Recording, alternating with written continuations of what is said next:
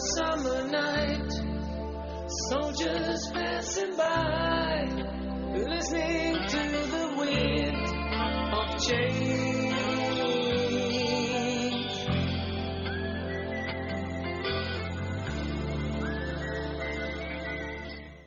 Hello and welcome to this discussion of the revolutions that took place in the second half of 1989. This is one of a series of programs on the events of 1989 that sort of signify and help bring about the end of the Cold War. The events are being brought to you by the American Democracy Project, as well as the Departments of History, Political Science, and the Mike Down Center for Indiana Politics. I also want to make sure that we thank CATV for recording these and making them available on CATV as well as through MDON. Our guest today from the Department of Political Science, we have Associate Professor James Toole, and from the History Department we have future faculty fellow Deanna Wooley. Thank you both for being here today. We're going to start with a map actually that shows Europe as it was configured in basically 1988, 1989, before these revolutions actually took place. If we can have that first slide come up, Jamie's going to talk us through what we're looking at there.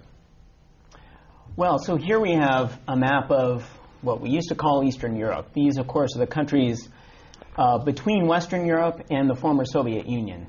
And today we're going to focus on revolutions in 3 of these countries, but let me briefly note that this whole region of what we used to call Eastern Europe, from north to south, encompasses Poland, right at the top center of the map, East Germany to the left of that. Below that is Czechoslovakia. Below that, and a little bit to the right, is Hungary. Below that is Yugoslavia, which of course broke up during a series of wars in the 1990s. Below that is Albania. And then to the upper right of Yugoslavia, we have Romania. And finally, below Romania, we have Bulgaria. And this is how the map looked from roughly the 1940s until, through the revolutions of 1989, and then things start changing. And what we're really talking about are 3 separate events, but they're really tied together in a number of different ways. And for the sake of kind of getting the ball rolling, let's have just a brief description of each of those revolutions. We'll start with Hungary, then we'll go to Czechoslovakia, and then Romania, and that happens to be in chronological order. So, Jamie, tell us a little bit about the Hungarian Revolution. Well, all of these revolutions, of course, occurred in 1989, and the peak months were in the fall of 1989. We begin with Hungary, because Hungary had the first of these revolutions. It was also the most gradual of these 3. And I guess, I don't think we've said the countries yet. The countries, maybe you just did. The countries we're looking at are Hungary, Czechoslovakia, and Romania. And so things start to take off in Hungary. It's the most gradual of these 3 revolutions. It really extends throughout a maybe 6-month period in the middle to second half of 1989, whereas the other 2 revolutions are occurring mainly in November and December of 1989. Now, we'll talk more about this later, but the Hungarian Revolution really, has its origins in prior years. However, the main things we need to look at is the opening of the border to Austria by the Hungarian government. The border was opened in May of 1989. However, in September of 1989, the border was opened even more to citizens of other East Bloc countries, namely to East Germans who were clamoring to find a way to get out of the region. And we can talk more about that later on. But these very liberalizing reforms by the Hungarian regime, namely the opening of the border, were accompanied by other important political changes within the regime, a lot of opening of political and press freedoms, a lot of talk about the possibility of multi-party politics, etc. And this all culminates on October 23rd, which also happened to be the anniversary of the Hungarian Revolution of 1956, and is a date of some significance. And that is the day that Hungary changed from being a communist country to being what would become a democratic republic. And let's hear a little bit about the Czech Revolution. Well, the Czech Revolution starts... the Czech Revolution proper, Czechoslovak Revolution proper, starts in November of 1989. But as James pointed out, there are many antecedents that actually play into why this revolution ended up the way that it did. And with the Czech case and the Czechoslovak case, I think it's instructive to perhaps compare the different situations in these two countries, because on the one hand, Hungary had a government that was willing to institute reforms on their own, basically. They didn't have to be pushed into it by either Gorbachev or by their own citizens. In East Germany, as I believe you talked about previously, and also Czechoslovakia, you had a very hardliner regime that was absolutely devoted to keeping the status quo, and basically to reform would be for the higher echelons to lose their power. And so this meant that far fewer reforms and far fewer avenues for change actually were available in Czechoslovakia than there were in Hungary. So on the one hand, Czechoslovakia ends up compacting its revolution very quickly into a few weeks, but in part that's because all of these pressures that had been building up in society previously had not really been able to let themselves out. They didn't necessarily have an outlet. And just to briefly add on, the opposition in Czechoslovakia as well was rather small. And so in terms of an opposition negotiating with the communist government in Czechoslovakia didn't feel any need whatsoever to negotiate with the opposition, Charter 77, which we'll probably talk about later. So moving into the autumn, this is important to understand because on the one hand, Czechoslovakia is a Central European country. Obviously, they know what's going on in Poland, in Hungary. These events are happening in September. James had mentioned the flight of the East German refugees. Many of them actually camped out in Prague, so they're right there in front of the Czechoslovak citizens. Everybody knows that something is actually happening, but nothing is occurring in Czechoslovakia itself. It's stasis until November of 1989, when a student demonstration is cracked down by the police, attacked, and the students basically get the ball rolling by instituting strikes in university towns across the country in protest of this police crackdown. Now, there were opposition demonstrations before, but this one was particularly significant because the students and then the actors whom they allied with immediately afterwards had a very strong network across the Czechoslovakia, and so they were basically able to mobilize the population within the space of literally a few days. And 2 days after the November 17th demonstration, you have the opposition kind of coalescing in a group that was known as Civic Forum, which is an umbrella organization of independent groups. And this became the main opposition leader, the main opposition representative. And so for about 10 days, you had actually increasing demonstrations, escalating demonstrations in Prague and other cities around the country. And this culminates on November 27th with a general strike, which is in effect a referendum. And this process helps force the communist government to the table, basically. And after that, basically, you have Civic Forum and Reform Communists undergoing a series of negotiated transitions, much like in Hungary and in Poland. But the important difference, of course, is that you had popular pushes first to actually get this ball rolling, because otherwise it's a question as to exactly when it would have occurred. And of course, the third is the Romanian Revolution, which I think we can agree and just state right now the most violent of the three, and I guess in some respects the shortest too. So give us a brief overview of the Romanian Revolution. Well, Romania, in some ways, was a rogue state compared to our other states. The leader, Nicolae Ceausescu, had been in power since the 1960s, and his rule had become increasingly authoritarian and increasingly difficult for the population to take. However, he ruled over perhaps one of the most extensive police states in Eastern Europe, and his power was more or less absolute right until the very end. And Ceausescu was, on the one hand, able to get away with this because at the beginning of his rule, he was a great proponent of Romanian nationalism and basically trying to separate the Romanians from other Eastern European countries, saying that they obviously were the best country and the best example of communism. And this separation from the other Eastern European countries and also from the Soviet Union, actually quite early on, was what kind of allowed Ceausescu to stave off any reform pushes from Gorbachev, for example, or from other countries. And so you end up in a similar situation than to Czechoslovakia, even though the situation in Czechoslovakia is much better. People are living with a much higher standard of living. In Romania, you end up with a similar political situation moving into 1989. And as I just mentioned, there are two very different social situations here. Whereas there was room for disaffection in Czechoslovakia, this was an absolute necessity in Romania. The social conditions, living standards had been falling. There were constant food shortages. There were constant problems with social services, and in addition to this, Ceausescu had instituted in the 1970s a broad-spanning industrialization program, and one of the parts of this industrialization program was to resettle villagers from the village to the city, basically to industrialize the entire country. And this program was not only used to resettle villagers, but it was also used to get rid of unwelcome or unpleasant people in various parts of the country. Because one of the notable things about Romania is that dissent, whereas it was small in Czechoslovakia, it was almost non-existent. The Securitate, the police, the political police in Romania were incredibly powerful. They had their hands in almost all different institutions. And the only dissident or opposition voices that you really heard were either intellectuals who were already co-opted by the Romanian government or people who basically were moving completely under the radar of the government.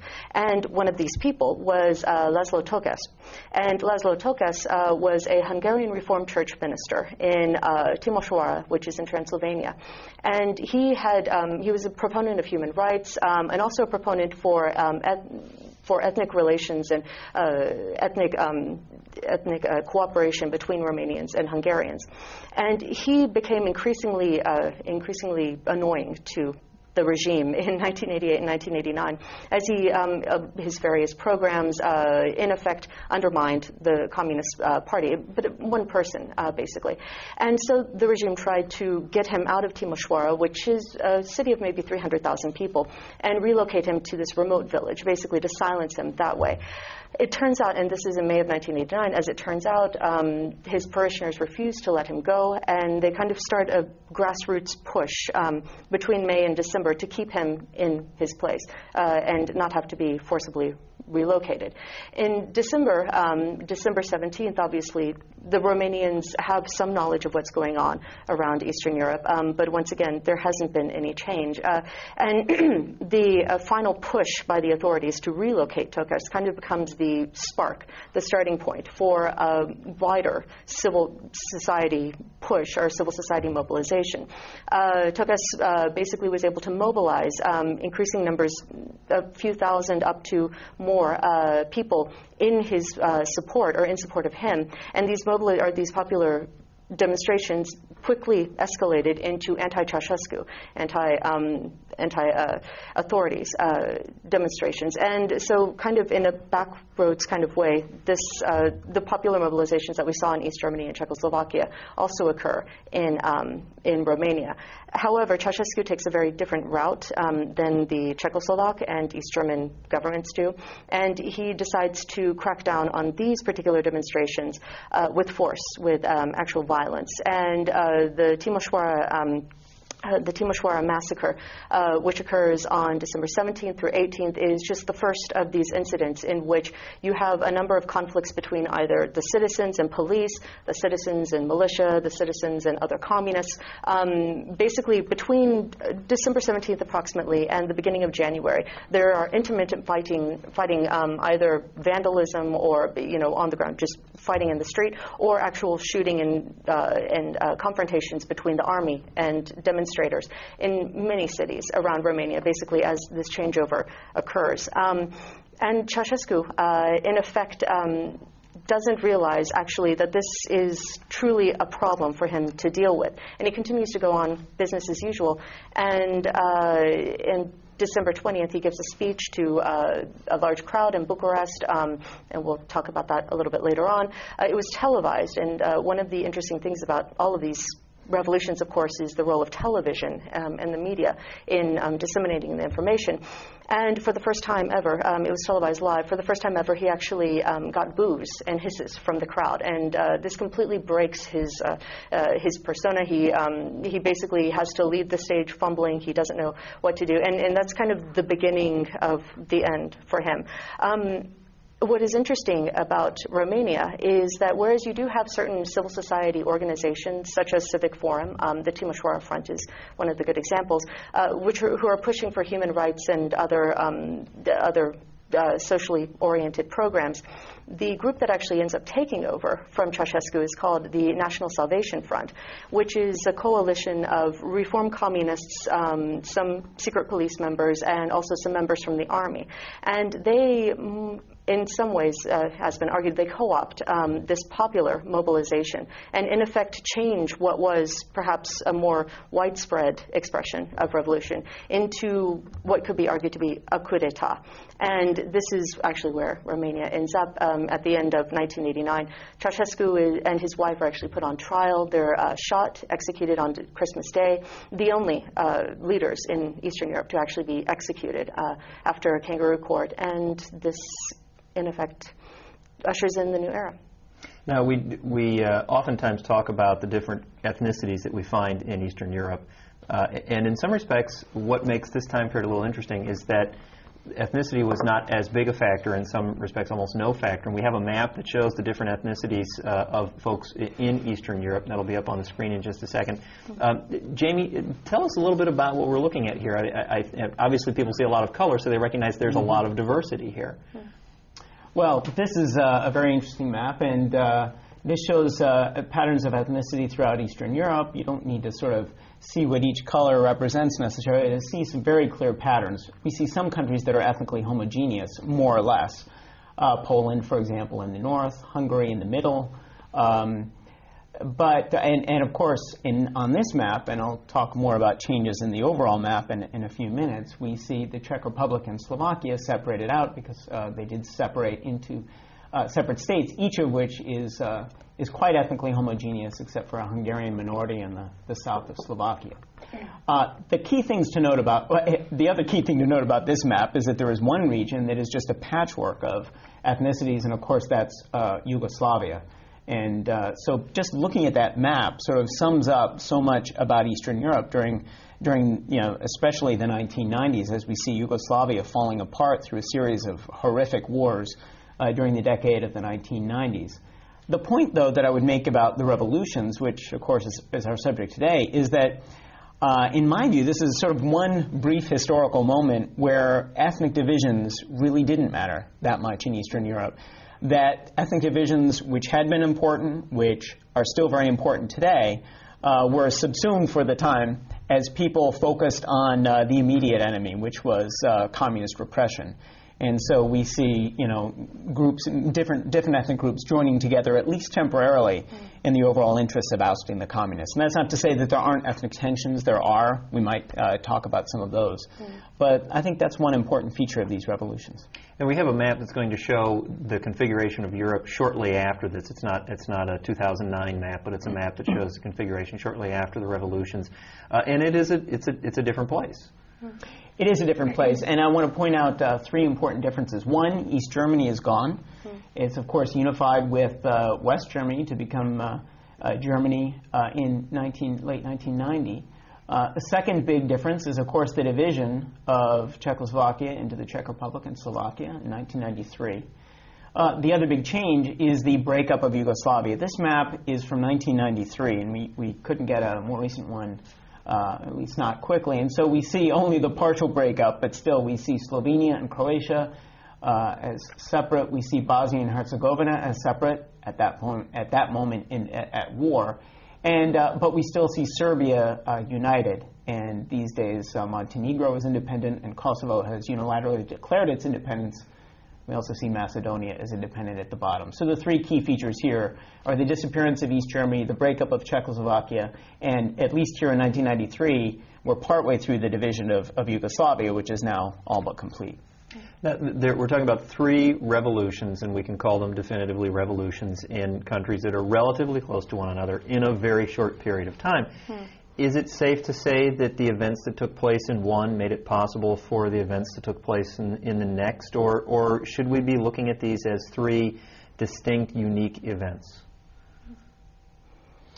I was going to say toss-up. Either one of you. Do you want to wrestle for it? I think that there was learning However, I think my argument would be that these revolutions occurred for larger reasons that we can go into, having to do with Gorbachev's coming to power in the Soviet Union and some other things. But I think there was some learning going on. I think there's no doubt. There's some revolutions we're not talking about here. For example, the Polish Revolution, and there was clear learning from the case of Poland in other countries of the region, because really the Polish Revolution begins in 1980 with the arrival on the scene of the Solidarity Trade Union. And many of our viewers may remember the Gdansk shipyard crisis of 1980 and the rise of Lech Walesa as a sort of household name. He later won the Nobel Peace Prize for his efforts to fight communism. And so there we have 10 years of struggle within Poland over essentially whether, or in the beginning how, and later whether, communism would continue. And there was a lot of learning from that in these other countries. And also, I think, not just learning, but we also see, as the fall of 1989 wears on, that I think we can fairly call it sort of panic in countries that haven't yet experienced the revolution, that if they don't take this opportunity to be part of this snowballing effect throughout the region, they may lose their chance. And I think this is part of what we see, particularly in Romania in December. Romanians knowing that these other things had occurred and started to think, are we going to be left behind? Or are these other people going to be free while we're still locked down under Ceausescu for years to come? But in the case of Romania, was there enough information? You say that in the case of Czechoslovakia, people knew what was happening in other countries. Is that really the case in Romania? To a certain extent. I think it depends upon what kind of information you're actually looking at. Romania's the Timișoara Front, for example. That's very clearly, it echoes Civic Forum, other independent non-communist groups that come about in East Germany as well.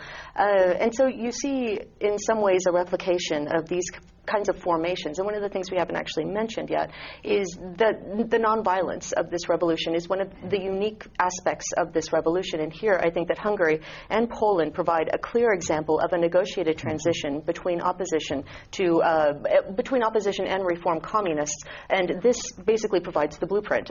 Czechoslovakia most definitely used it. However, this can be both a blessing and a curse. One of the interesting things about Czechoslovakia is that there was enough popular unrest against the communist regime that Civic Forum could arguably have taken power entirely by itself. In the end, it had a negotiated transition, and it actually came under fire for that later on. But the leaders of Civic Forum had very clearly in their minds that they were going to have a roundtable discussion, just like in Poland and just like in Hungary, whereas the situation in Czechoslovakia was much more immediate and much more radicalized at this time period. So in some ways, you do see one opening up the door for another, but I would be very careful to use a deterministic view that once Poland started, everything kind of fell in like a row of dominoes. But Timothy Garton-Ash, who is a famous British historian of Eastern Europe, said that the revolutions of 1989 took Poland 10 years, they took Hungary 10 months, and they took Czechoslovakia 10 days. So there is definitely a learning curve there. Yeah. Now, I don't want it to get confusing for folks who are watching this, but we are really going to talk about primarily three revolutions. The Hungarian Revolution, the Czechoslovakian Revolution, and the Romanian Revolution. And I hope that we'll be able to keep everyone straight as we move through there. But I want to go back to Hungary now. 1989 is the year that we say was the revolution, but some people say you can actually go back to 1956. And we have a few slides, 3 slides that are going to show some of what was happening in 1956 that some say put Hungary on the road to democratization, or on the road to revolution, perhaps more accurately. Jamie, what is it about 1956 that helped us get to 1989? Yeah, well, let me just, I just want to address these slides briefly. That first slide that we saw just a moment ago with that giant head on the street is the head of Joseph Stalin, of course, in stone. But that giant statue is in Hero Square, right off Hero Square in Budapest, for anyone who's been there. And it was pulled down in the 1956 revolution. Now, bear in mind, the 1956 revolt in Hungary was only 3 years after the death, and there's Stalin right there, the death of Stalin. And it was, of course, one of the most dramatic uprisings in Eastern Europe, along with the Prague Spring, and we can also count, I think, that the decade in Poland, and especially the events of 1980 there, in that list of 3 uprisings. So how does this play into 1989, right?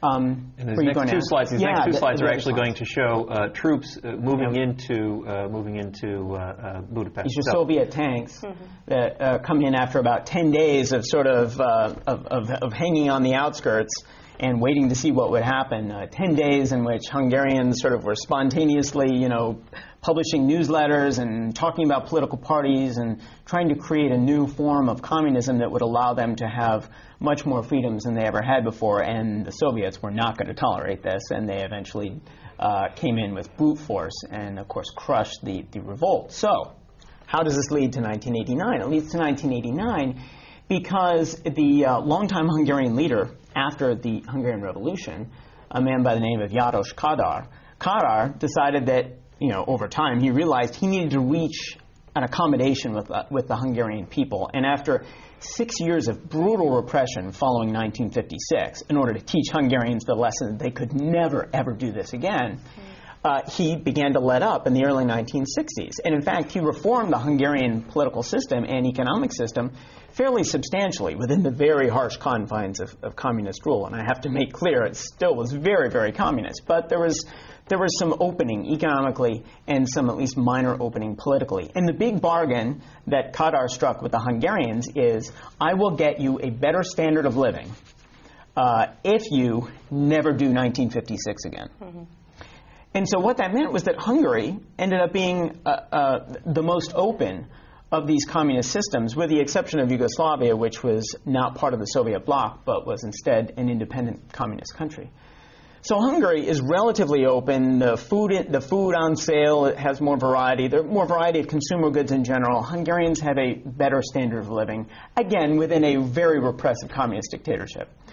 And so what this meant was that the Hungarian system was sort of used to reform at some small level. And by the mid-1980s, the leadership is already thinking ahead about how it can reform even further, because it's under a lot of economic pressure, because the communist economic system, even though it had a lot of minor free market reforms, was still abysmally ineffective. And then we also have the rise of Mikhail Gorbachev in the Soviet Union, and this is critical in the mid-1980s. Gorbachev comes in, and of all the countries in Eastern Europe, Hungary is the only country that is in line with Gorbachev's thinking, or even ahead of what Gorbachev had in mind for reform within the communist bloc. So it all dates back to 1956 in Hungary, as so many things do, even today in important ways. It all dates back to 56 because the lesson of 56 was that people had to, was that the system had to reform to accommodate the people in exchange for this deal that the people would never do it again. So when the 80s came around, the Hungarian system, top down, the Communist Party began to reform in and of its own accord, and we can talk more about the dynamics of that, I'm sure, later on. Now, in Czechoslovakia in 1989, there was actually a commemorative event going on to commemorate the death of Jan Opletal and then also Nazi occupation. That, in some respects, got the ball rolling, but they were commemorating something that had happened decades earlier. Tell us a little bit more about what was happening decades earlier that they were commemorating in 1989. Yes, the November 17th is actually International Students' Day, and it was in honor of Jan Opletal, instituted in 1941. And of course, this entire commemoration, this entire anniversary is an anti-fascist anniversary, precisely because it commemorates the uprising of students in a nationalist demonstration against Nazi occupation in 1939. And so 1989 is actually the 50th anniversary of this uprising. And Czechoslovakia, of course, World War II, it was occupied by the Nazis, as most of Eastern Europe actually saw some of the worst fighting, some of the worst deprivation in Europe. But one of the interesting things is that Czechoslovakia came out of this with perhaps the largest communist party, with the most popular support, actually a communist party that was voted in as a majority party in 1946.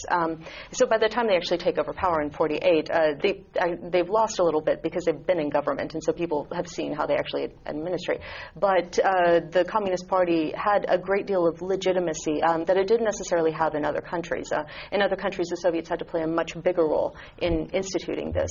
And this is important precisely because there's a slide, the first slide for Czechoslovakia. It'll come up, back up just a couple to slide number 7. You should see a monument of Stalin Should be a couple back from there, Scott.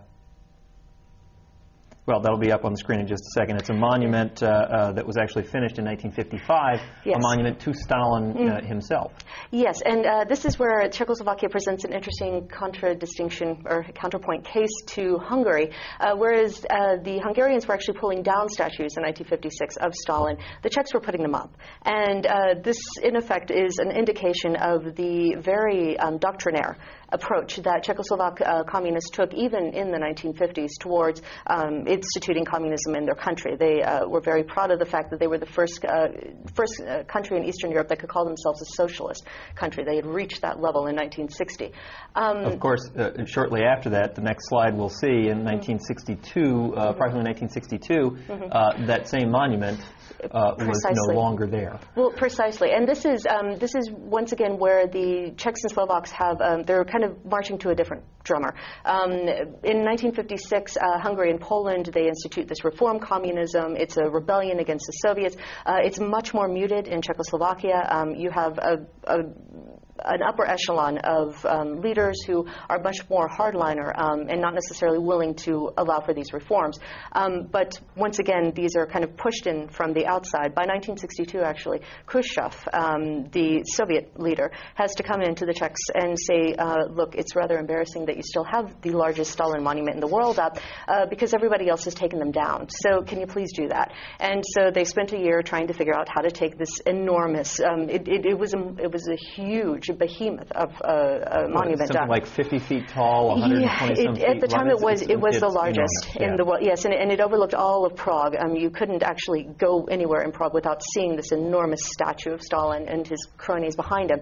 So taking it down was kind of the first step to a liberalization in Czechoslovakia in the 1960s. And in part, one of the reasons is because the more doctrinaire approach that the Czechoslovak communists had taken in the 1950s had resulted in a number of problems, economically speaking, socially speaking, and without the opportunity for reform from a grassroots level or within the government more naturally, organically, you begin to see a push from not only below but also from people who are trying to deal with these problems in the government in the early 1960s, a push towards liberalization, a push towards instituting reforms such as those in Hungary that had already been instituted. And there the Czechs and the Slovaks already had models for bringing in these reforms. And this culminates in what is known as the Prague Spring in 1968, which is perhaps the most extensive.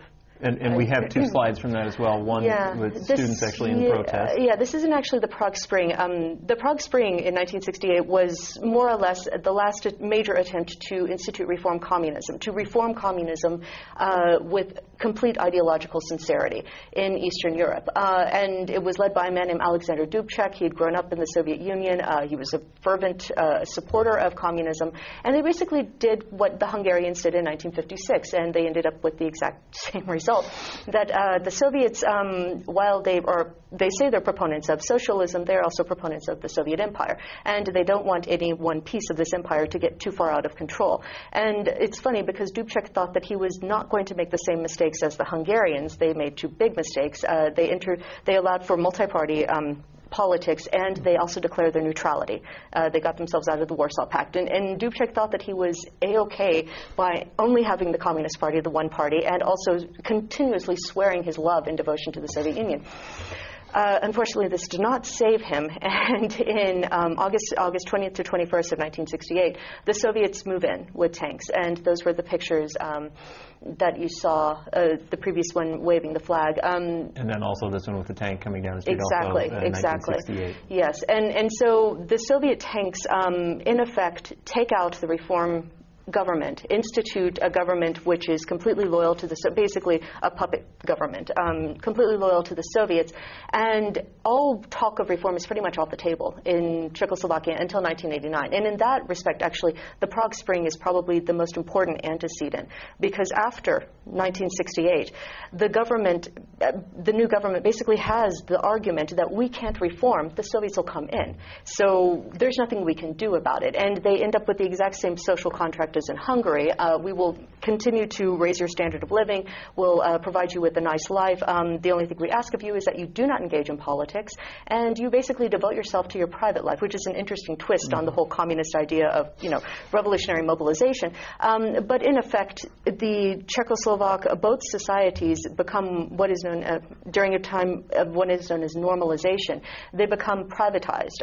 They become atomized insofar as people move away from engaging in politics. They devote themselves to private lives, get weekend cottages, spend their time fixing those up. And this is precisely what the regime wants. And this is fine and dandy until the 1980s, when once again you end up with a number of economic reforms and now social problems, environmental problems, other problems with social welfare that are not being addressed by the regime.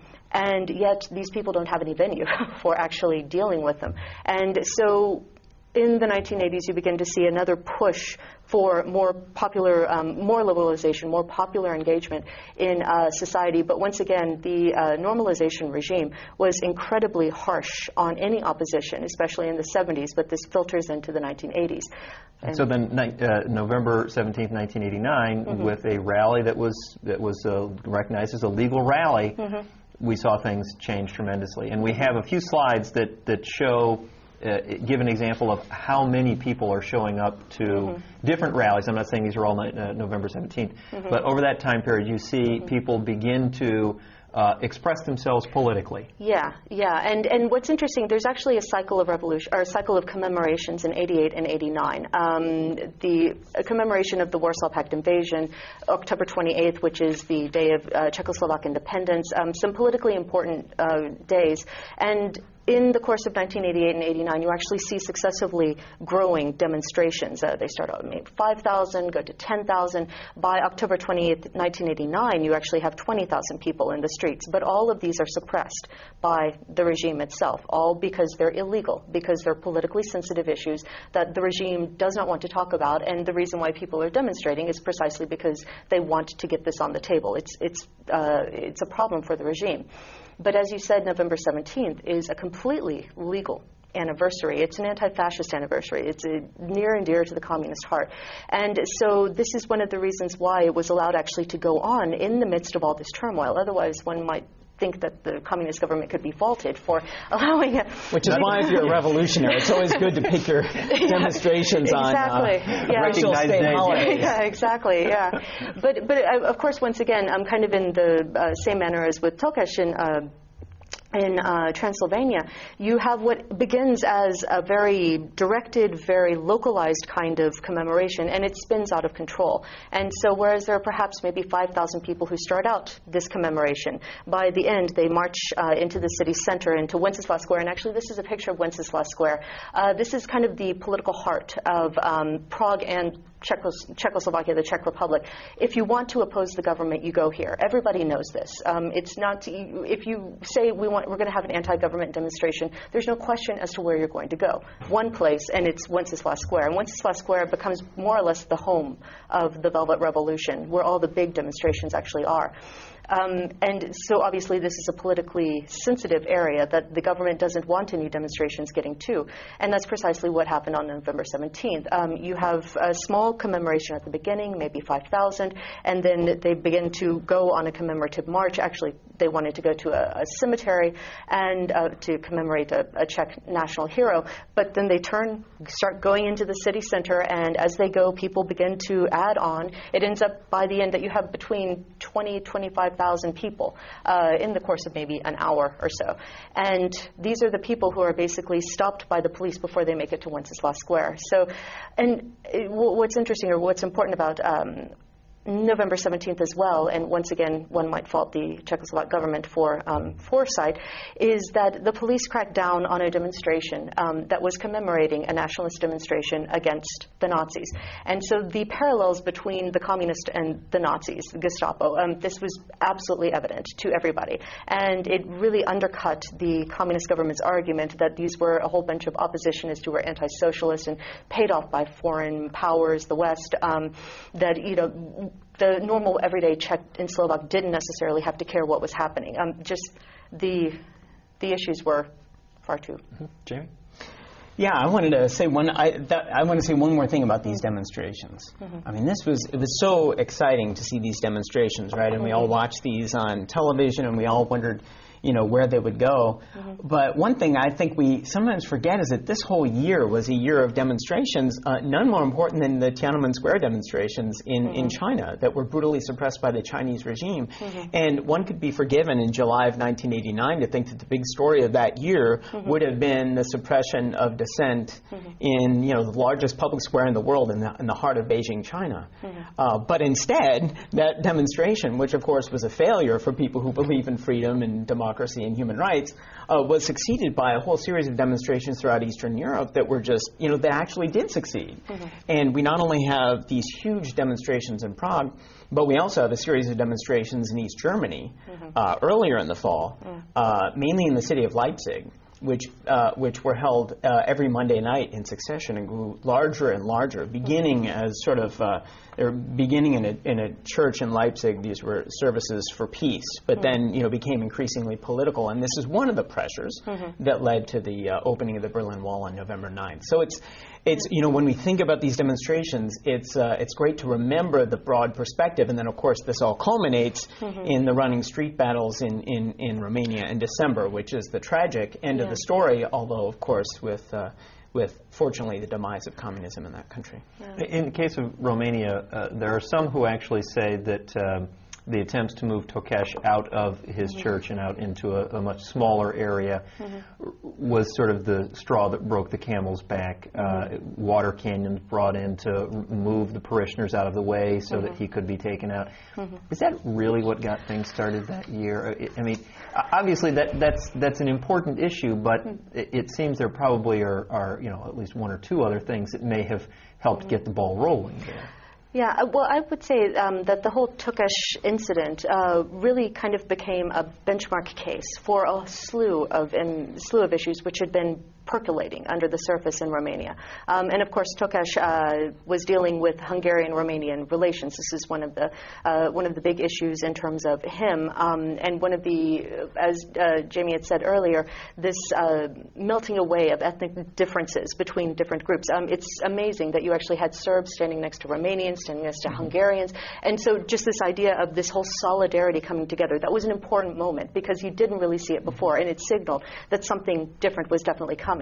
And in so far as it became the beginning of the popular demonstrations, because this is the first time that the crowds actually see themselves as a whole, as an entity unto themselves, and that they begin to call for the end of Ceausescu. Insofar as it actually is that kind of an event, I would say that this is the beginning of the Romanian Revolution. And these are people who feel empowered not only to call for stuff, but maybe that they can make the difference as well. Not just call for it, but actually get it done. Exactly, yes. And this is one of the reasons why you see demonstrations across Romania, even despite the fact that you have this, you have the threat of state violence against the demonstrators. And that's, of course, one of the interesting or one of the poignant issues within the Romanian Revolution is, of course, that you did have these popular demonstrations, many of which felt exactly like the people in Prague, exactly like the people in East Germany, but they end up with a very, very different result. And, of course, one of the questions there, whenever you're asking about the revolution itself, you would have to ask exactly how much this conforms to a revolution whenever you end up with a government which more or less dissociates itself from the people and the demonstrations which had come before. Well, I was going to say, Jamie, you have something there? Well, yeah. One interesting thing about Romania is just the unbelievable brutality of the regime. I mean, when we look at these three countries, this was the most brutal of the three regimes. The Czechoslovak regime was very hardline. The Hungarian was much more reformist, but Nicolae Ceausescu was a special kind of dictator. He was just a bizarre, megalomaniacal man. And his dictatorship is the kind that we political scientists like to label sultanistic. It was very personalized, very much focused on one person. There was a huge cult of personality surrounding him. had many of his own close family members and friends as top aides. They got lots of perks. But what made this particularly terrifying was the arbitrary nature of Romanian communist rule, that you could never know at any moment or not whether you were on the ins or on the outs within the regime. Everything depended upon your loyalty to him, not so much to communism, but to this one man who could be just really erratic in his behavior and his passions, etc., and his wife no less so. And so this was a truly terrifying system. The Czechoslovak system was very, very bad too, but it had become very routine and systematic, still very repressive, but you knew where you stood in Czechoslovakia in a way you never did in Romania. So when we start to see these protests, or in the beginning, just people protecting Laszlo Tőkés in Romania, we have to remember how unbelievably courageous this was, because there wasn't any guarantee this was going to succeed. There was a very high probability they were all going to just get mowed down and killed immediately. Whereas there was a higher degree of probability of success in Czechoslovakia, although that was scary still. And in Hungary, you really didn't even need demonstrations because the reform was coming from above. And actually, if we go back to Czechoslovakia, we have, to Hungary, we have 3 slides we're going to show now that actually show the opening of the wall, the Iron Curtain coming down, so to speak. So, Jamie, why did so many on the inside feel that they were able to speak in a way that was so counter to the message being delivered by the Soviet Union at the time? Well, the Hungarian regime at this time, and again, the wall is opening here in May of 1989, the Hungarian regime at this point is planning for a multi-party future. Nobody knows where the future really will lead, but what has become clear is that Gorbachev has now said that the Soviet Union is no longer going to back communist regimes. And he had said this, he had implied this in various speeches, but by the summer of 1989, he makes a speech where it's very clear that the Soviets aren't going to back this anymore. Each regime is on its own. Now, for a regime like the Czechoslovaks, this was a terrifying thing, because if you're in power in Czechoslovakia, you know you have no backup. The Hungarians, though, are out in front, and they're at least as reformist as Gorbachev, and they've been doing this for a while, as we said before, so they're confident. And the Hungarian communists actually think that if they change the system, they'll be rewarded for it, and they'll probably win the free elections that they organize. Now, one of the great ironies of dictatorship is that dictators, including the Communist Party in Hungary, reformist though it was, tend to delude themselves about their own popularity, and so it was particularly satisfying in March and April of 1990 when Hungary held its first free and fair elections, the first fully free elections in all of Eastern Europe. It was particularly satisfying when they got clobbered at the polls, because no matter how reformist they were, the Hungarians wanted to punish them for all those years of repressing them. So there was a lot of freedom of dissent within the party, and factions had grown for quite a while, for some years. Moreover, that opened the space for opposition in Hungary, and there were opposition movements that were growing in Hungary, and by the mid-1980s they were all but legal, at the very least tolerated, and many of them had quasi-legal forums and ways of communicating and ways of speaking out. Moreover, a lot of people within the reformist wing of the Communist Party had contacts in the opposition movement. They had, professional relationships. They were building networks across the regime opposition divide, something that was just unheard of elsewhere in the Eastern Bloc. So when the fall of '89 comes along, the communists are confident. They really think that if they manage this thing, they're going to be rewarded. And they weren't in the end. But as a postscript to all this, it's worth noting that in the next series of free and fair elections in 1994, the former communists in Hungary win the elections and win them handily. But now they win as genuinely West European social democrats. They were genuinely democratic. They were genuinely in favor of mixed economy that was much more free market than command. And so the party actually did learn its lesson from its big electoral defeat in 1990. And the lesson was that if you genuinely reform, you may be able to come back as a viable party. And today in Hungary, the Hungarian Socialist Party is one of the major two parties. In the case of Czechoslovakia, there were not the sort of insiders as likely to call for the sorts of changes that we saw in Hungary. Who did they look to as a leader outside the Czechoslovakian government? Do you mean before or during the revolution? Let's go with before. Well, before, Before, actually, there were reform communists within the Czechoslovak government. The only problem was they were approximately 20 to 30 years younger than the people who were ruling the country, and the people who were ruling the country weren't going to give up power until they died, quite literally. So the Czechoslovak Communist Party itself is experiencing a huge push from below to actually reform itself, to actually become a viable party in the 1980s, and there's a great deal of dissatisfaction in the lower rank and file of the Communist Party members, precisely because anything that they try to institute that can actually make this situation better is always being stymied by the absolute, the top of the ladder, the top political leaders. In terms of leadership outside of the party, this is one of those interesting cases in which the relationship between opposition and government in Czechoslovakia is very much, it's a determinant for exactly how the revolution ends up playing out. The opposition in Czechoslovakia was very small. Once again, the normalization regime was incredibly harsh against anyone who spoke out against them, against anyone who provided an alternate political platform. The only major one was Charter 77, which was Charter 77 was basically an intellectual enterprise that was created in 1977 to advocate human rights and to build up society, to build up political knowledge and political engagement within society, not necessarily to engage the regime itself as an opposition figure. They turned their viewpoint elsewhere. But Charter 77 was not a political organization in a traditional sense. Actually, they refused to call themselves an organization because they tried to distance themselves from the Communist Party in every way, shape, and form. And so it was a loose conglomeration of people who basically adhered to this doctrine of human rights.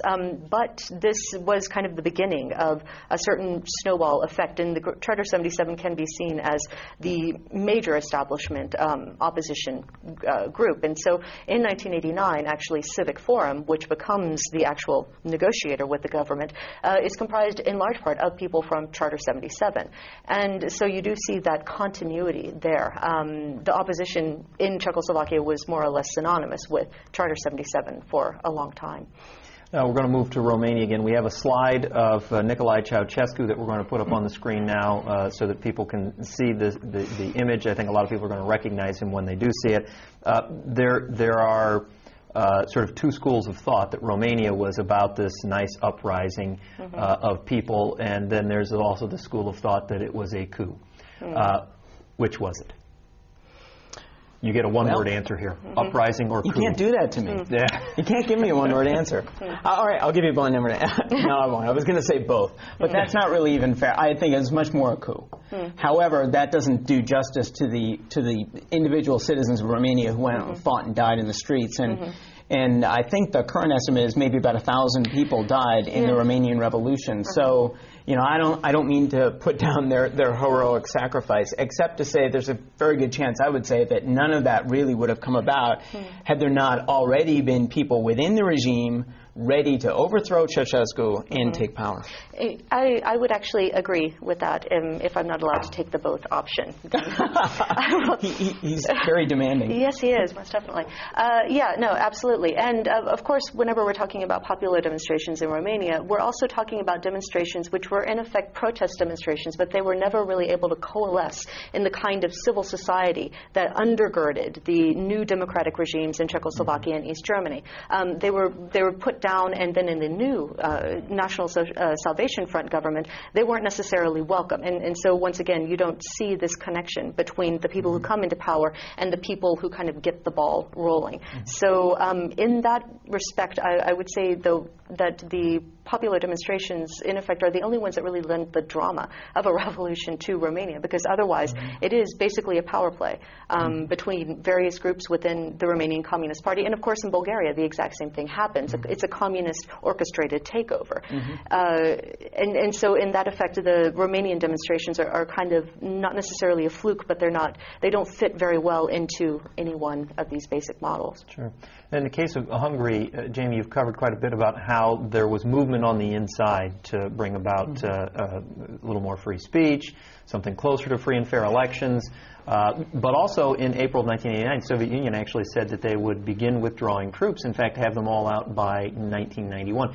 This certainly had to pour gas on the fire, so to speak, in terms of people thinking that the end was near and now was the time to act. Yeah. Well, I think we, the role of the Soviet Union is really crucial to discuss here, because I think none of these things would have happened. I mean, this is very clear that none of these things would have happened had policy not changed the top levels of the Soviet Union. So we do want to talk about, as we have this hour, we do want to talk about the specific catalysts within Eastern Europe, et cetera. But, it was the Soviets who held the cards. And, eventually that regime was going to fall because, of the economic inefficiency of communist economics, and all sorts of other reasons as well that we don't have time to go into. But the key thing is that Mikhail Gorbachev comes to power in the mid-1980s, a generation younger than any previous Soviet leader, with an actual personality, an actual provable wife, in other words, a woman who came out and spoke to the press and was beloved by the media. And, I mean, these were real people in a way that Soviet leaders hadn't been for so long. And so there was this whole, these people had personality. But most, of course, significantly, was that Gorbachev really wanted to change communism in the Soviet Union. He didn't want to do away with it entirely. However, he wanted to reform it in important ways to keep it going.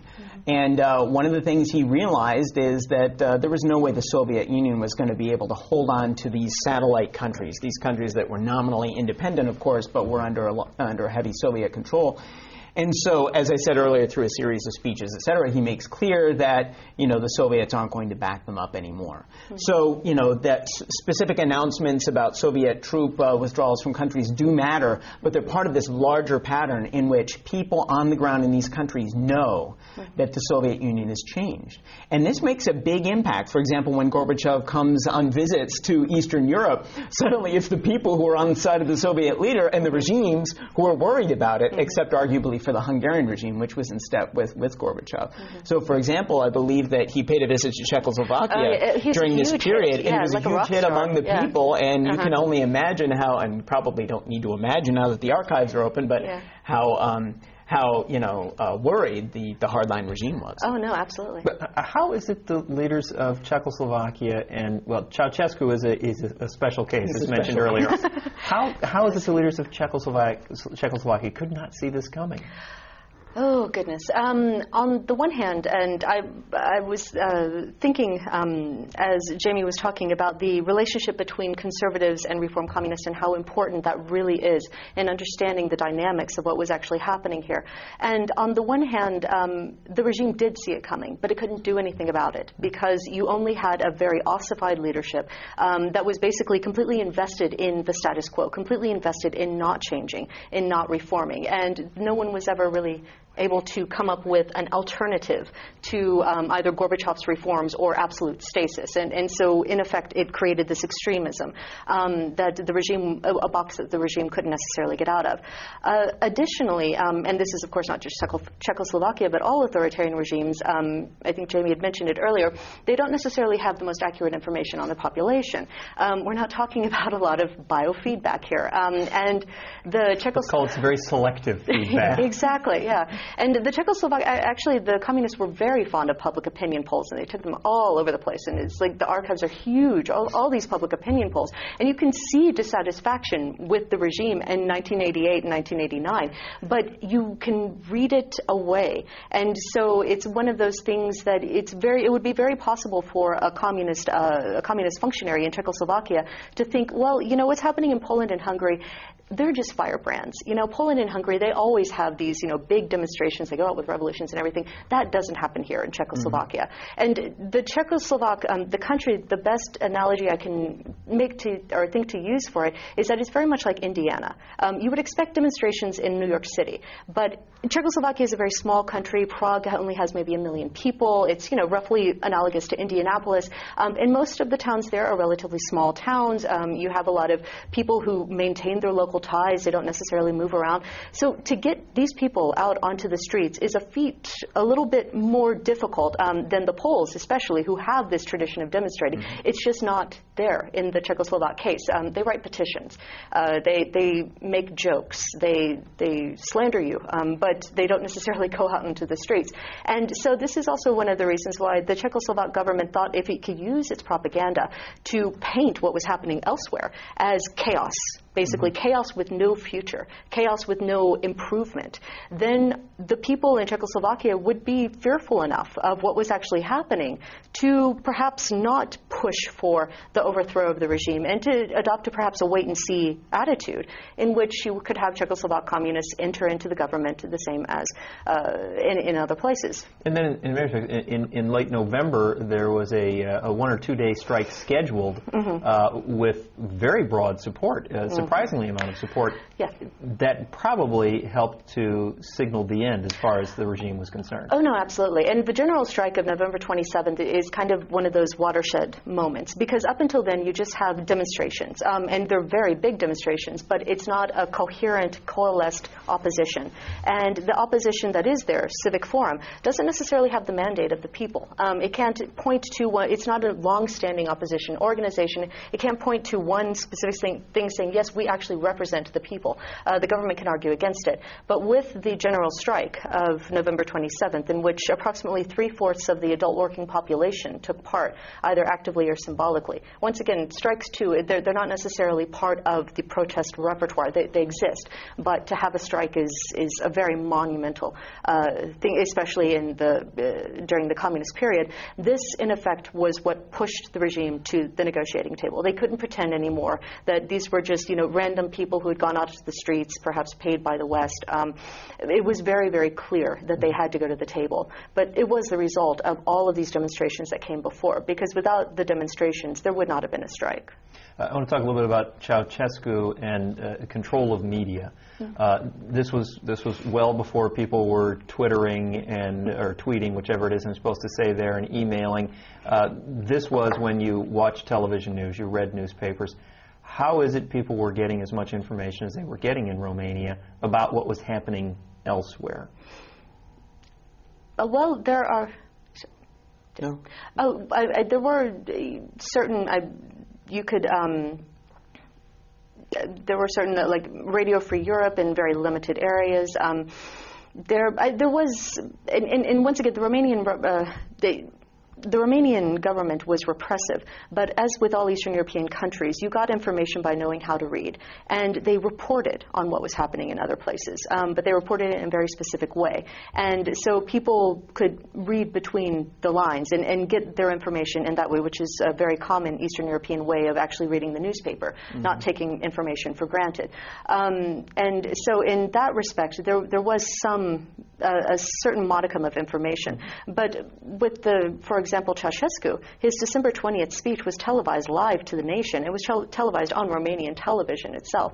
And faux pas such as that, when it's so obvious that he has lost his cool and that he has lost his ability to control a crowd, that was far more damaging. And when you see, you can still find the video on YouTube, for example. It's amazing. To see the look on his face is very satisfying when you know what a brutal man he was. I mean, he's giving the speech, and then suddenly you hear the rolling sort of jeers of the crowd and the whistling, right? The European booing, and you just see his face just suddenly freeze up, and you get the sense not so much that he's afraid, but that he simply cannot understand that such a thing is possible. I mean, he was in such a shell. I mean, I think there's a lot of evidence suggesting that he really believed that he was beloved in Romania. And I happened to be traveling in Romania about 4 or 5 weeks before the end of the revolution, and one of the highlights of my trip was a museum in Bucharest that I went to that had a whole floor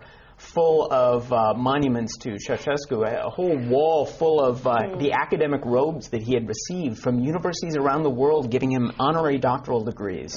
Now, this was before he became as brutal as he became in his later years. Also, he was brutal in his earlier years, but he covered it up well. And also, Ceausescu always had a very independent foreign policy that appealed to a lot of countries that weren't aligned with the Soviet Union. But the point is that this guy was so cut off from reality and believing that he really was beloved by the Romanian people. This is a dictator who actually left his country after protests began. When the whole situation around Laszlo Tőkés began on the 15th of December, you know, any reasonable dictator would say, you know, I better stick around to make sure everything is okay. He flew off to a state visit to Iran, and he didn't return until just before his speech on December 20th, which just shows how out of touch he was, because you know, any good leader, whether a dictator or not, knows that when there's trouble at home, you stay at home. Yeah, and he called people to the speech. Not only was it broadcast, but he was that deluded. He said, "People, come. I want to talk to you. I want to explain how things really are." Yeah, well, that was pretty much par for the course. You never had a demonstration when you hadn't actually stacked the cards for yourself to begin with. You always got your loyal workers, you know, your loyal party members. Those were the people who were actually in the crowds. And that, of course, I absolutely agree. And Ceausescu, his face, not just in terms of us looking at it today. Think about a Romanian. In 1989, it was completely clear that this man who had basically lived in his own shell of superiority, that it had cracked. And this, of course, was so symbolically important. But in that kind of a dictatorship, these symbolic moments can because have... it was so personalized. Precisely. They can have enormous political impact. And so this is most definitely one of the reasons why Ceausescu ends up with what he actually does. But in terms of the demonstrations, we can look at it from the outside, too, saying that even though we didn't necessarily have this opposition movement as fully formed in other countries, these people were actually loyalists. They were actually supporters, and they were the ones who were booing him. And so this obviously already shows that the dissent and the dissatisfaction had gotten to infected, as you will, if you will, all sectors of society, not just ones which had a specific beef against Ceausescu. And he might not have realized that, but it was definitely, that was a significant moment. Given the amount of violence that took place in Romania, was there any discussion in the global community about entering and attempting to intercede on one side or the other? Well, I don't remember much of that, and I'm sure there was. I mean, I'm sure there were some people saying we should do something, but we do want to remember the global context here. I mean, the big issue, of course, for the great powers, meaning the U.S. and the Soviets at that time, was their relationship. And, of course, you know, we see the Cold War starting to wind down. Nobody knows where this is going to go yet, but dramatic events are happening. And it was, you know, the priority of the Bush administration, of course this was George Herbert Walker Bush, to, you know, keep things on an even keel, make sure, you know, our eyes were focused on the relationship with the Soviets. We were, of course, happy that this was all happening in Eastern Europe. But I think there was a strong sense that to intervene at all would just be to throw this off. Moreover, the events were going in our favor. So there was no point in our getting involved. It's much better to let things happen on their own, to stay back and then perhaps reap the benefits later. And Gorbachev, of course, had already categorically ruled out intervening. And if the U.S. and the Soviets weren't going to, nobody else really was. So each country was on its own. And I think, you know, people in those countries knew it, too. They knew that it was up to them to do what had to be done. Yeah. And we're also talking about a fairly short period of very short period of time. Yeah, and actually, I've worked on some of the documents of the U.S. Embassy in Romania at the time, and they weren't getting that much information. They really didn't know what was happening. I mean, obviously, until you get the demonstrations in Bucharest, what was happening in Transylvania, you hear these rumors, but in Ceausescu's Romania, rumors are always very difficult to actually put some kind of credence to.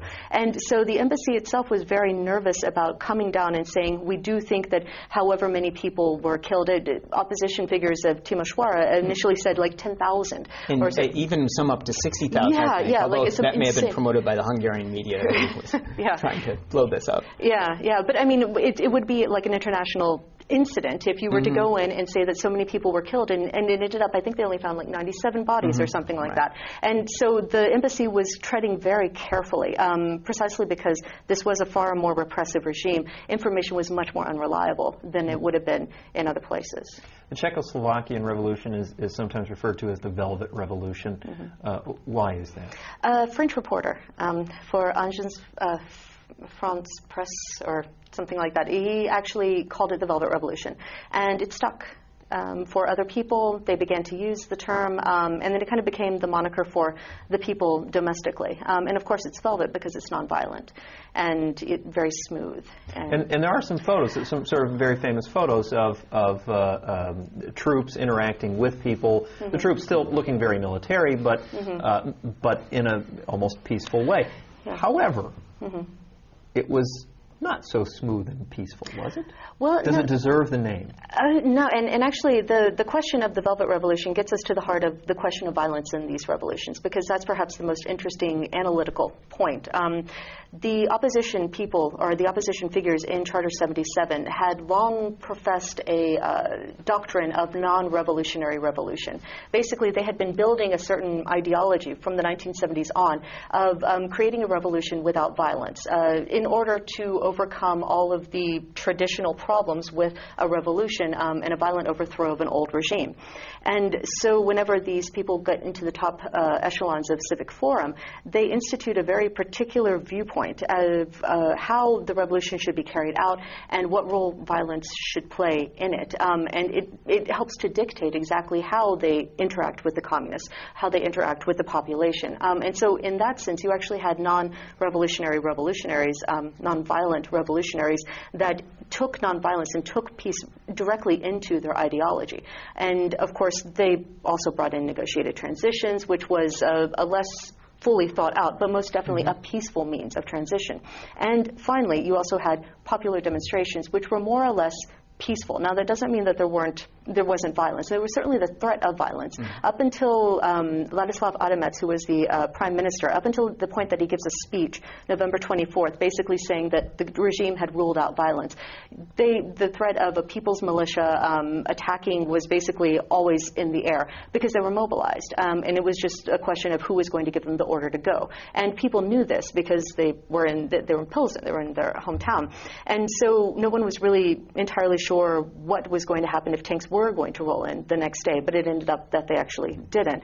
And so, of course, in that sense, the regime as well contributes to this nonviolent issue. But the peaceful demonstrations, and this is, I think that we sometimes say peaceful demonstrations, and we don't necessarily think about what this means. Because in the case of Romania, they were not peaceful. They would attack militia barracks. They would storm party headquarters. They took out revenge killings. And a lot of the violence in Romania is not just the state. It's the people taking out revenge against the state itself. And that's actually the latter half of the violent period is mainly people. Violent riots basically going on across the country. And this you would expect in a very repressive regime, which has finally opened up its doors and letting all the steam out. But this is not necessarily something that would have been unheard of in terms of anger, in terms of desire for revenge in other countries. The fact that these demonstrations were able to keep their discipline, their self-discipline, is something which is really quite remarkable in the wider scheme of things. And so, in that sense, I think that we do have to give credit to the people there that they had enough foresight to know that nonviolence could be a political weapon for them and would help them in the transition. And we did actually have up on the screen a little bit ago a slide of some folks who were riding on a tank that was actually from Romania to sort of drive home the point that you were making, that when the Romanian folks took over, they wanted the military force. They were willing to be violent when necessary in order to accomplish their ends. When we're talking about transitions, I do think it's important for us to focus a little bit of time on transition. In the case of the Hungarian government, they actually met in October one last time to basically dissolve themselves. So as the political scientist, Jamie, why don't you explain exactly what they were doing at that time and help us understand the significance of that very simple bureaucratic step. Well, I mean, October 23rd was the day that the state changed its name and to take the communist and socialist elements out of it, and the new non-communist Republic of Hungary was declared. And this was all part of a process of negotiation that began earlier in the year. As I said, it had been 5 years or so in coming. But essentially, there was a roundtable in Hungary, as there had been before then in Poland, as there was later briefly in Czechoslovakia. And in that roundtable, there were, of course, negotiations about what the future structure of the country would be, et cetera. But again, what is so remarkable about this is that a regime negotiated itself out of power. But again, the Hungarian communists had the belief that they could actually, pull off an electoral victory under freely competitive conditions. And they actually chose that date because it was also the date of the 1956 revolution. Right, exactly. Which is, which shows how far down the road to reform the Hungarian communists had gone. And so, whenever you get a negotiated transition, and here's the political scientist in me, negotiated transitions usually don't occur unless they're needed. And they're usually needed because neither side has enough political power to just impose its will on the situation. And so in Hungary, you have a communist party that's reforming, so it has some genuine popular legitimacy. And you have an opposition movement that is getting fairly mature after having developed for at least 5 years in relatively open conditions. But still, can't make the argument that it deserves to completely replace the regime, which, after all, has immense administrative and technical capabilities in terms of running a state. So they needed each other. And that's what's key about a negotiated transition. This was even more the case in Poland after 10 years of stalemate between the Solidarity Trade Union, which had unbelievable mass support throughout Polish civil society, which was very highly developed. Polish civil society was after throughout this decade. They had immense credibility, etc., but still, they didn't have enough power to just, overthrow the communists. So there were a series of compromises in Poland that we're not even going into here, which is fine, but we're not going into them. But in Poland, it was very gradual because this essentially was a long, long, long negotiation because neither side had the power to impose its will. And even in Czechoslovakia, and you were saying this earlier, despite all the people on the street and everything else, there was a sense that, you still needed to strike a deal with the people in power. And often you need to strike that deal, and I'm not talking here specifically about Czechoslovakia anymore, but just summing up about negotiated transitions. You often need to strike the deal because you need some support from the old regime as you're building a new system. And I think a lot of us forget that, particularly those of us with the luxury of living in a country like this that hasn't had to deal with this kind of thing for centuries. So, but you usually need to buy off people in the regime, essentially, protecting them through some form of amnesty or protecting some economic interests they might have developed, etc. And what you're essentially doing is sacrificing some justice. Because, yes, you'd like to just punish them all for all the bad things they've done. You're sacrificing some justice for social peace, for the ability to move forward without sort of constant sort of struggle. And I think that's, why negotiated transitions are important. And of these cases, the only one where we don't really see one is in Romania. And the irony there is it's because the regime didn't have to negotiate with anyone. The regime was essentially decapitated. Ceausescu and his wife were murdered. And the people who presented themselves as reformers were essentially the rest of Ceausescu's regime, pretending that they hated Ceausescu and that they were reformers. But in Romania, what really happened was there was no effective opposition. People hated the regime, but the regime had been so effective at being brutal that there were effectively almost no dissidents and there was effectively no civil society. So you can make a strong argument, and I'll wrap up here, that when the NSF, the remnants of the former communist regime, won the first free and fair elections, they won them because there was really no alternative at that point. There was no part of society that was really at all trained or skilled in articulating any political vision or in, of course, running a state. And we'll actually come to Romania in just a second. I'd like to move to Czechoslovakia. December 10th for them was the date. What was the atmosphere there? Well, December 10th was the day in which the Government of National Understanding was announced, and this was basically the government that would oversee the transition. It was made up of both communists, opposition figures, and also non-party members. And so it was the first government in 40 years that did not have a communist majority. And many of the opposition leaders got portfolios in the government, the cabinet. Basically, this was the first indication that the Communist Party was actually giving up real power, as opposed to just saying that we're going to have this transition, getting rid of the leading role in society. What's interesting about December 10th, however, is that another government had actually been announced on December 3rd, which is known as the 15-5 government. And that's because it was a government made up of 20 people, 15 of whom were communist and 5 of whom were not. And both opposition and the communists presented this to the people as an acceptable resolution and an acceptable government to actually take into into the post-communist era.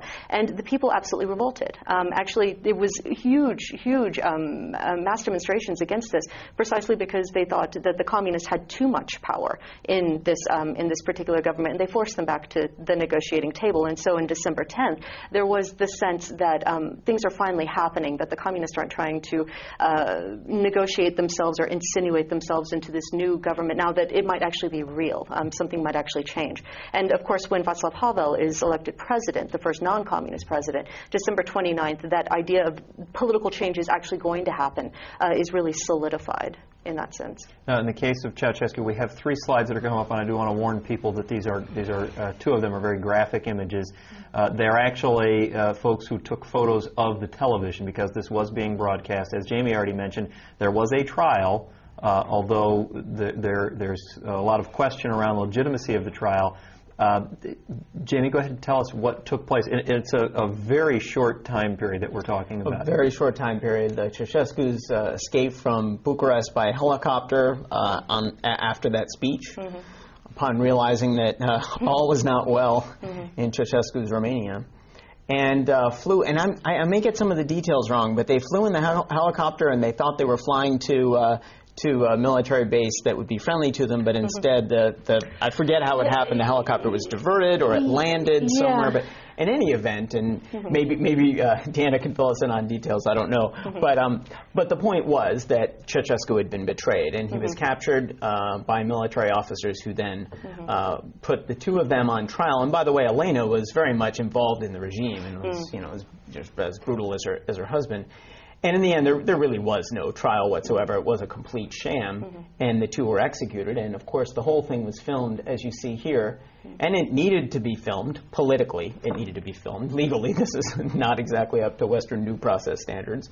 But politically, in other words, it had to be shown that the dictator had died. One can only imagine what would happen if there was no actual proof that he and his wife had died. You can imagine all these sort of cults and myths springing up about Ceausescu surviving in the mountains, etc., which would have, just really hurt the legitimacy and the effectiveness of a future Romanian regime. And this was one way of this was the way of proving to the world that these people were gone once and for all. And literally, when the trial was over, They were taken out. They were taken outside right then, which a lot of people don't understand. It was the same day, taken outside immediately. And if you ever see the trial, the televised trial, I don't know if you've actually seen it, but it's amazing to watch because by this time the army basically defects in the middle of this, and this is the key. And when Jamie was talking about the details, I was thinking, the details. It's such a convoluted story. I mean, they go to one place first, and they go to another, and basically the problem. They land beside a highway. Yeah, exactly. Anyway, like hiding or whatever. I mean, it's this amazing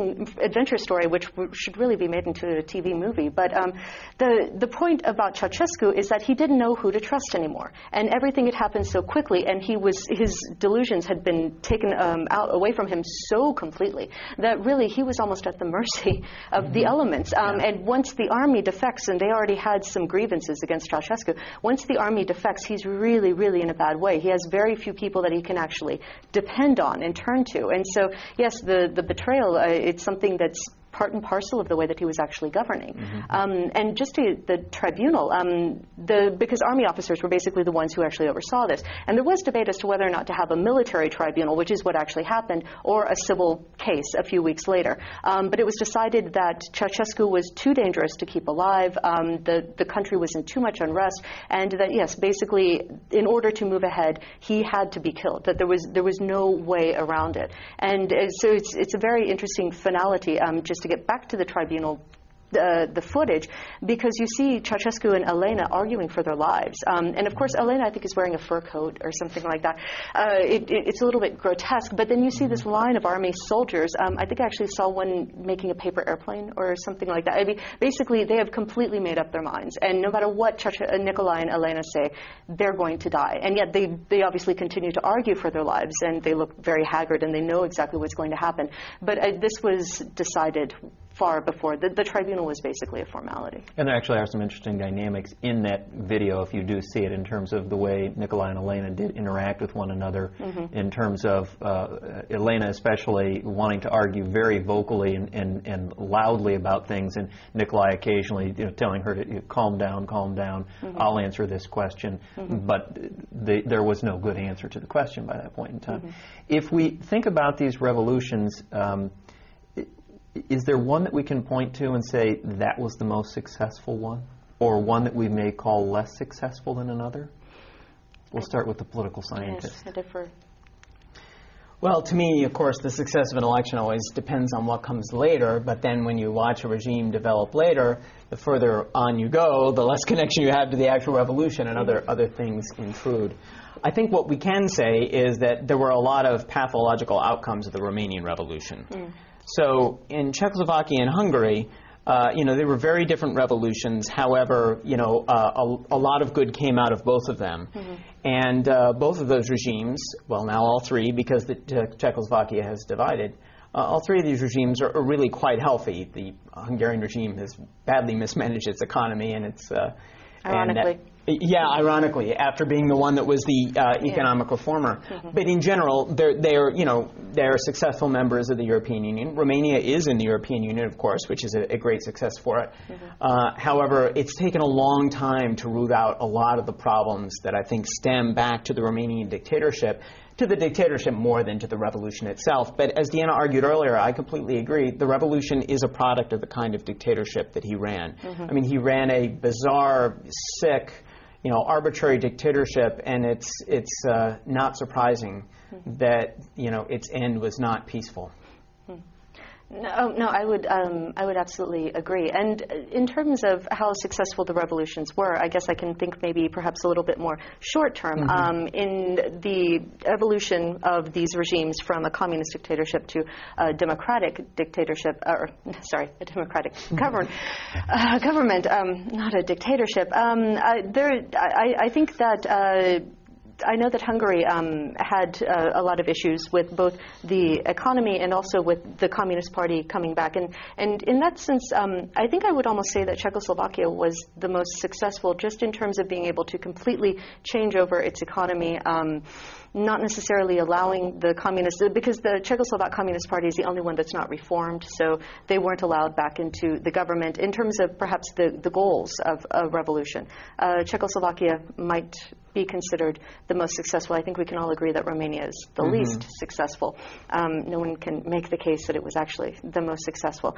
But one of the interesting things, of course, is to measure success, one must know what was intended to begin with. And for all of these revolutions, you had a series of contingent factors which basically play into each other. And it's very difficult to say what the actual program of a revolution was, or the opposition, especially in the case of Czechoslovakia. Actually, Czechoslovakia in 1989, many people wanted socialism. They wanted to keep socialism. They just wanted to reform it. There wasn't a lot of talk of capitalism. But the people who take over Civic Forum are liberal capitalists. Václav Klaus, he's a Thatcherite. He's a devotee of Margaret Thatcher, which gets us one step away from Ronald Reagan's economic policies, which is nowhere near socialism. And this is a program which is very clearly implemented in the 1990s and takes the economy completely away from what would have been a command economy, a socialist economy. So in that sense, in terms of being successful, it was successful, but perhaps not necessarily in the way that many people in the country thought that it would be. There were many different competing objectives. We have a slide that shows the current map of NATO, and it's unfortunately not the greatest resolution, and the colors indicate when countries joined NATO. And as you can see, a lot of the countries who NATO was supposed to help protect against are now members of NATO. And so in some respects, I have to ask, is there a purpose to NATO any longer? Well, that's the big question concerning NATO, is what is NATO's purpose? NATO, of course, was formed in 1949 as a military alliance to fend off the Soviet threat. And after 1991, there was no Soviet threat. So that's been NATO's big question over the past 2 decades. What we've seen now is NATO moving even beyond its original geographic area. It's the North Atlantic Treaty Organization, intended to bind together North American and European countries. And now NATO's fighting in Afghanistan, out of area, and to the consternation of the Chinese and the Russians and others. So some have argued that NATO should expand even further and become a global alliance of democracies, for example. Others think NATO should, sort of pull back and sort of, stay within its traditional North American and European regions. And when we look in that map, what we see is that NATO has succeeded, for the most part, in sort of unifying those parts of Europe that were not part of the Soviet Union, with the exception of the Western Balkans, because of the wars in Yugoslavia and lots of problems in Albania. Those countries aren't yet in, but essentially that's what's happened with NATO. And the other thing to mention about NATO is NATO doesn't like it to look at it this way, but NATO has traditionally been seen as a stepping stone to the European Union. So these countries joined NATO first to prove themselves responsible members of an important Western community of states, and later on was able to join the EU, which has much more demanding membership requirements. Well, we need to be talking a little bit about how to remember these events. Obviously, as some say, if you don't remember history, you're bound to repeat it. How is it these events are being remembered or have been memorialized? And we do have some slides that will come up that show a little bit of what's happened. But, Deanna, how are we remembering these events? In some cases very poorly, in other cases with a great deal of misrecognition. 1989 is one of those interesting events that was absolutely, it was a miracle whenever it happened. The amount of information that was put out about 1989 is astronomical. The amount of commentary about 1989 in 90 and 91 is also astronomical for anyone who studies it, which I do. And this gives us the sense, perhaps, that 1989 was an event that knew what it was even before it had happened. However, one of the interesting things, I know definitely the Czechoslovak case, but also in Poland and in Hungary, in the 1990s, there was a definite sense in Eastern Europe that they didn't necessarily know what had happened. There was too much change. The democracy itself was not something that they had actually had any kind of experience with, and they couldn't necessarily put it into their idea of what a democracy should be, and especially what a revolution should be. And at the 20th anniversary, we're at a very different place. But I think it's important to point out that especially in the first decade, the first post-communist decade, what 1989 was a huge question. There were many people who actually lived through it and participated who said, I don't actually know what I did. I don't actually know what I was part of. And I know in Hungary especially, because you didn't have the popular demonstrations. Right. The break wasn't as abrupt. Exactly, yes, the handshake transition. And how can you call this a revolution? Because don't forget, these are revolutionary societies. I mean, one of the first cases in which you actually have a revolution in a revolutionary society. Children are taught from the beginning of school exactly what a revolution is, exactly how to do a revolution, what Lenin said, da-da-da-da-da. And so whenever you're talking to these people about revolution, it's not some abstract idea. That they actually know the guidelines. They know everything you're supposed to do for a revolution. And to end up in 1989 with something so vastly differing from their experiences under the communist regime, it was a little bit difficult to bring together. And that's one of the reasons, actually, why in Czechoslovakia, I had seen one of the slides up there, you have the monument to the victims of communism. And of course, this is a flip side of the memory, what we do with the communist regimes afterwards. You have the monument to the victims of communism, and you also have the Communist Museum, although that actually was created by an American, not a Czech. And we should point out that that museum is actually situated nicely between a casino and a McDonald's. Yes. And when you enter the building, there's an arrow that points you to the museum and two arrows that point you to the casino. It's a brave new world. Yes, it is. Yes, it is. Well, you get your entertainment in both places. But I think it's also significant that it was created by an American and not by a Czech. There's still a lot of debate as to what the communist past means. And I know in Poland, just this year, we had a grand celebration for the 20th anniversary, and in Gdansk, they had these symbolic dominoes which were set up, and as though everything started in Gdansk in 1980, and then they knocked them down. And the same thing happened at the Berlin Wall. There were huge concerts, just tons and tons of commemorations. But this is something that's really new. So in terms of, and we're running out of time, but in about 30 seconds, what do you think is the most important lesson to learn from these revolutions? I think one lesson is that good things can happen in countries that are run terribly. But I think also the second lesson is that it rarely happens spontaneously from the ground up. There often needs to be some popular participation, as was the case very clearly in Czechoslovakia. But even there needed to be discussions among the elite and negotiation among the elite. A lot of revolutions look like they're popular and mass-driven. Most of them end up being very much decided at the top. And for better or worse, I think that's how that's what usually happens. Yeah. Well, I would say the nonviolence, kind of building upon Jamie's idea. The idea that we can transition from a bloody dictatorship into a democratic regime without violence, that's something that's really remarkable, and something which was replicated, South Africa, Serbia later on. Definitely a lesson that it's imperfect, but it's something that we can learn from, that we don't necessarily have to meet violence with violence. And I think that in terms of 1989, it was a great object lesson for the rest of the world. Well, I want to thank you very much for joining us for this. This is one of a number of shows on 1989, the end of the Cold War. We hope that you enjoy watching it here on CATV or on MDON. I want to thank our panelists, James Toole from the Department of Political Science, Deanna Wooley from the Department of History. I also want to thank our sponsors, the American Democracy Project, as well as the Departments of History, Departments of Political Science, the Mike Down Center for Indiana Politics. Thank you very much for joining us.